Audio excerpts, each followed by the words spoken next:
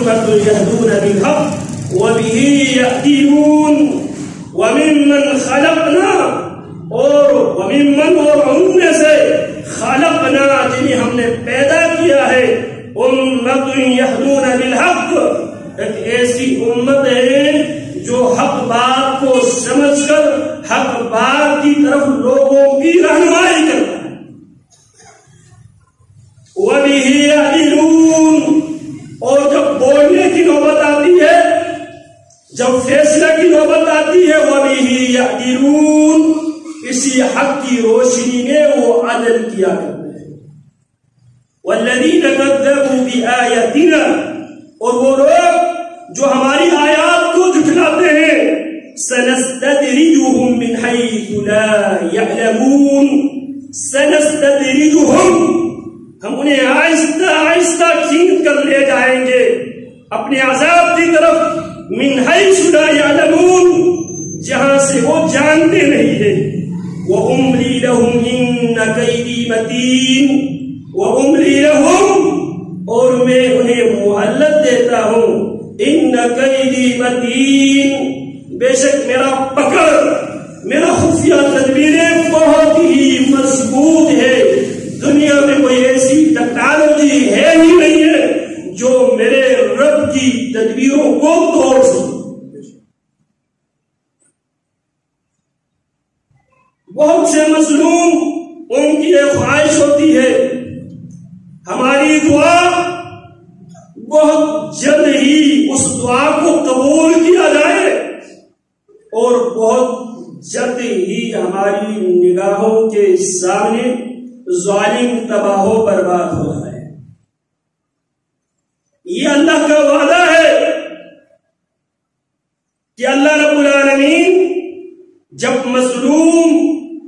ظالم کے خلاف بد دعا کرتا ہے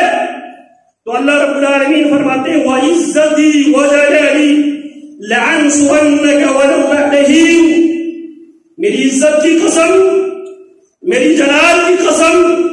لَأَنصُرَنَّكَ وَلَوْ بَعْدَ حِينٍ میں تیری مدد کروں گا اگرچہ کچھ لیٹ بھی کیوں نہ ہوگا اس حوالے سے اللہ رب العالمین نے 4 مراحل ذکر کیا ہے قرآن مجید میں اگر وہ 4 مراحل ہمارے سمجھ میں آ جائے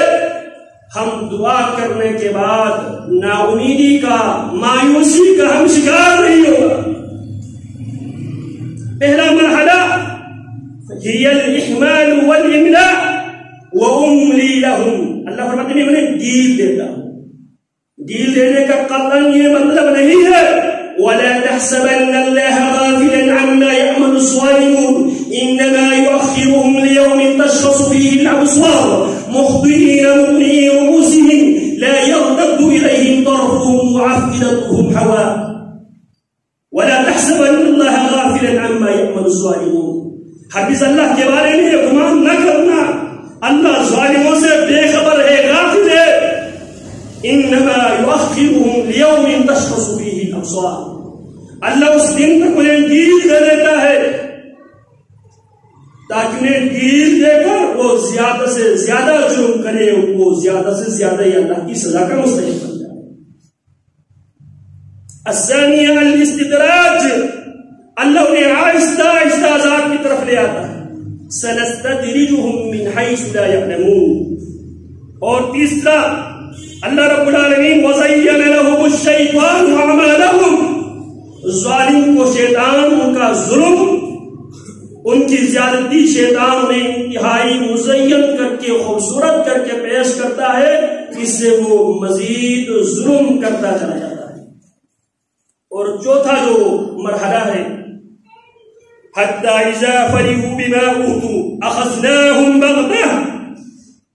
جب وہ اس بات پر خوش ہوتے ہیں